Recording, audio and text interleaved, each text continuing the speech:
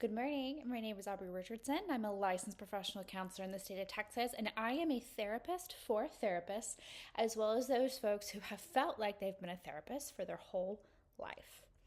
I specialize in helping those folks recover from perfectionism, overachieving, and people pleasing. And today we're going to be doing a quick, rapid fire question and answer session about overachieving. We are jumping in this morning with question number 1. How do I stop tying my self-worth to my productivity or my accomplishments? I would challenge you to identify at least 10 things that make you special and wonderful and unique that have nothing to do with your productivity or your accomplishments. Who we are has absolutely nothing to do with what we do or how well we do it. As a therapist, if my entire self-worth was tied up in how well my clients are doing, every hour, every minute would be a roller coaster because I'm tying my productivity to something that's ultimately outside of my control. So really trying to disentangle who you are from what you do and what are the things that make you wonderful and valuable and incredible that have nothing to do with that. What are the reasons that your people love you? And I'm sure they're not going to say, I really love Sage because she is just always so on time and she always does so much more than needs to be done. No, that's not why your people love you. 2, how can I manage the constant pressure to do more even when I'm already exhausted? 1, I would congratulate you on recognizing that you are exhausted. That is so important to listen to the signals that your body is giving you. And in that exhaustion, recognize that rest in itself is a wonderful, beautiful, productive thing. Rest is radical. Rest is challenging to the dominant, pervasive belief that you should always be doing, always be going. Part of that is recognizing where those messages come from. Like, where did we learn that from? And is that source of information the most reliable? Or does that source, right, have a vested interest in us believing and acting that way?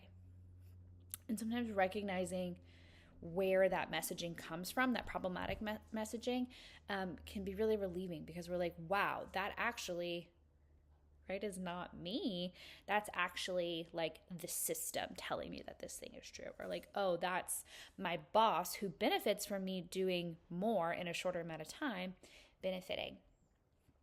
And then we have to manage that pressure to do more. We have to recognize that pressure, and when we recognize it, saying that's an old thought, that's an old pattern, that has nothing to do with the new practices that I'm trying to integrate into my life. We practice, we tolerate as much distress as we can, and we recognize that this is going to be an imperfect practice in a world that benefits from us constantly doing more. Question number 3, what are the signs that I'm overachieving and how can I recognize them before burning out? What are the signs that I'm overachieving? I think this is going to be unique to each individual, but if I'm going to generalize, some signs that you're overachieving might be staying up too late, working extra hours, getting hung up on the details, feeling like we are ruminating on the details. If we're unsure what our signs are, I think we need to ask our therapist or also the people that know us the best. And then how can you recognize them? We need to practice some mindfulness. And I know everyone's like, oh, mindfulness, what a cliche. But hi, it works. That's why everyone in the therapy space is talking about it, is because mindfulness is such an incredible and powerful tool. And mindfulness helps us to recognize our experience as it's happening instead of later. know your signs of burnout, know your signs of overachieving, and practice identifying those things sooner rather than later. And of course, this is an imperfect practice, so there are going to be times where we're like a little too far in the process before we're like, whoa, I am really like engaging in some behaviors and patterns that like are not serving me. And that's okay. I'm recognizing them as soon as I can, and then I recognize it, and then I do something about it. This question is so fun. Question number 4. How can I say no to extra tasks or responsibilities when I'm afraid of letting people down? You're going to let someone down. Fact. We have to get used to this and be willing to accept the consequences of that happening. And realistically, those consequences of letting someone down are not as bad as we are fearful of. So we have to get more comfortable being uncomfortable. We have to be more comfortable in letting people down. And then the part of the question that says, how can I say no? You're going to hate it. You just say no. No, thank you. No, not at this time. Thank you so much for the invitation. Unfortunately, I cannot. Fuck no. Hell no. Hell to the no. Absolutely not. I do not receive that. My therapist says no. You can say no in so many ways that integrate humor or maybe a little bit of sass or straight up politeness to fit the situation and to convey that no does not mean keep asking me.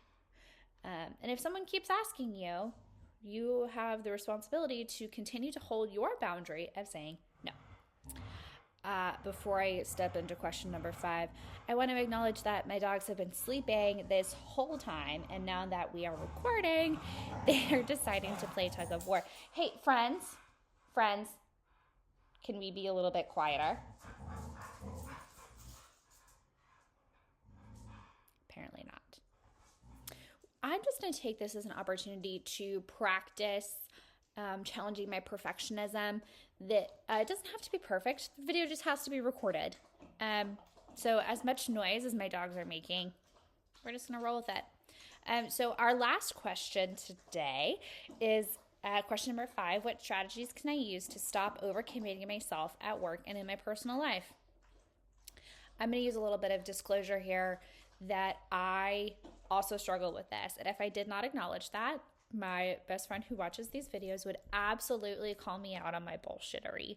So I just want to acknowledge that this is absolutely a practice, and that there are times in our life where we are so good at this and other times where we really struggle to implement this. Totally normal, totally common, makes you human. Welcome. What strategies can I use to stop overcommitting myself? This is really a beautiful question of integrating everything we've talked about. So when we recognize that we're burning out, when we recognize we're engaging in these overachieving behaviors, we then have to set boundaries and tell everyone in our life a clear and kind no. This means allowing for blank space in our calendar. This may mean scheduling that blank space, scheduling time to rest, schedule time to rot on our couch and be a potato. This may mean really taking a hard look and reevaluating, are the activities that I'm engaging in aligning with my values and priorities right now? And sometimes that means stepping away from things that we previously have really enjoyed or previously really loved and we're committed to. And it's just not a time in our life to continue to do that. And that's okay. Realistically, the strategy is learning to recognize when we need to walk away and when we need to say no. And that's an incredibly difficult and beautiful and brave thing when we figure out how to do it. Thank you so much for sitting with me through this video on overachieving and through the whole video series on perfectionism, people-pleasing, and overachieving. I hope that these videos were helpful, maybe a little entertaining for you.